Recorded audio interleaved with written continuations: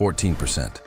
That's the current yield on a brand new ETF that launched just a few months ago, and most income investors haven't even heard of it. Now here's the problem. If you've been investing in energy stocks for income, there's a very high chance you've been leaving money on the table. Not because you picked the wrong companies, but because of how you've been holding them. And more importantly, because of something most investors absolutely hate: taxes.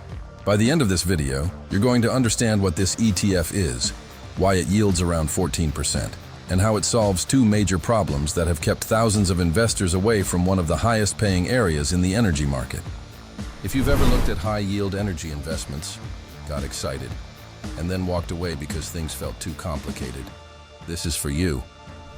And if you've been ignoring this entire sector, that decision has been quietly costing you income every single month. Now there's one part you need to pay close attention to, because almost nobody is talking about it. It has to do with how this ETF's income is classified, and it can completely change whether it makes sense in your portfolio or not. We'll get to that shortly, but first, let's start with how most investors approach energy. The typical strategy is simple. You buy large, well-known companies. Maybe you pick a broad energy ETF. You collect a 3% or 4% yield and move on. And yes, those are solid investments. But here's what most people don't realize. There's an entire category of energy investments called MLPs, Master Limited Partnerships, that have been offering yields 2, 3, even 4 times higher than traditional energy stocks for years. And yet, most investors have never owned a single one. Why? Because of one thing: the K-1 tax form. When you invest directly in MLPs, you don't receive the standard tax form that most investors are used to.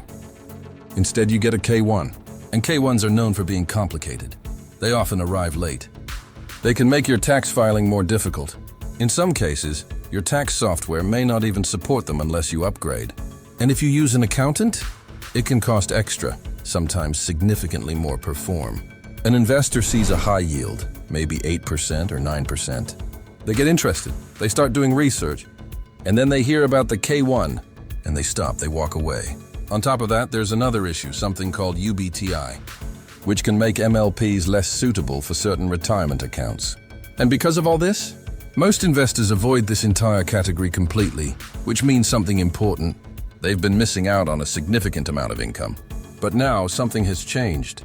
A new ETF has been designed specifically to solve this exact problem. The fund is called MLPI. It launched recently, and it's already gaining attention because it offers something extremely rare: high income without the usual complications.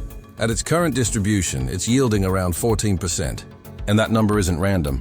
It comes from a specific structure, one that combines real energy companies with an additional income strategy layered on top. And that's where things start to get interesting. Now let's break down what actually sits inside this ETF, because this is where most people get confused. MLPI isn't just some random high-yield product. At its core, it holds real energy infrastructure companies, businesses that generate consistent cash flow by transporting and storing energy. We're talking about pipelines, storage facilities, and midstream operators. These companies don't rely heavily on oil price speculation. Instead, they earn steady fees for moving energy from one place to another. Some of the major holdings include large, well-established names that dominate the energy infrastructure space. So right away, this isn't a risky, unknown portfolio. But here's where things change. MLPI doesn't just rely on these companies for income. It adds a second layer on top. And that second layer is what pushes the yield into the double digits. That second layer comes from options. Specifically, MLPI uses a strategy called covered calls. Now, if that sounds complicated, here's the simple version. The fund owns energy-related assets and then sells options on top of them to generate extra income. In exchange for that income, it agrees to limit some of the upside if prices move sharply higher. So basically, you're trading a bit of future growth for consistent cash flow today. And those option premiums, they get passed directly to investors as monthly income. This is a big deal, because now your income isn't just coming from dividends. It's coming from two sources working together: the underlying companies and the options strategy layered on top. And that combination is exactly what creates such a high yield. Now let's put real numbers on this. Imagine you have $50,000 invested in energy for income.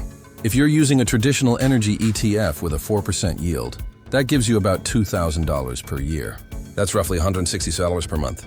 Now compare that to MLPI. At around a 14% yield, the same $50,000 generates about $7,000 per year. That's nearly $583 per month. Same capital, same sector. But a difference of over $400 every single month. And that's not a small gap. That's a meaningful increase in income, driven by structure, not luck. But income alone isn't the full story, because the real advantage of this fund comes from something most investors overlook: taxes. Let's start with the first tax advantage. Normally, when you invest in MLPs directly, you receive a K-1 form, but with MLPI you don't. Instead, you receive a standard 1099, just like every other stock or ETF in your account. That means no complicated paperwork, no delays during tax season, and no extra costs for software or accountants. This alone removes the biggest barrier that kept most investors away from MLPs. But that's only the beginning, because there's a second advantage, and this one is far more powerful. As of now, all of MLPI's distributions have been classified as return of capital. Now that might sound confusing, but here's what it actually means. When you receive return of capital, you don't pay taxes on it immediately. Instead, it reduces your cost basis, and taxes are deferred until you sell. So practically, that means you're receiving income today, but delaying the tax bill into the future. And in many cases, that future tax could be at a lower rate. For income investors, this is extremely valuable because it improves cash flow now, while giving you flexibility later. There's also a third piece to understand. The options used by MLPI fall under a specific tax category, and that category allows gains to be split. 60% is treated as long-term capital gains, 40% is treated as short-term, regardless of how long the position is held. This creates a more balanced tax treatment compared to regular income. So when you combine everything together, no K-1 forms, return of capital distributions, and favorable tax treatment on options, you get something rare, a high-income fund with a relatively efficient tax structure. Now here's the mindset shift most investors need. Many people avoid opportunities simply because they seem complicated. They see unfamiliar terms and immediately assume high risk. But in this case, the complexity wasn't in the business itself. It was in the structure. Energy infrastructure companies are actually some of the most stable in the sector. They generate income by charging fees, not by speculating on oil prices. The real barrier was always the paperwork, and now that barrier has been removed, which changes everything. But let's stay honest. This isn't a perfect investment.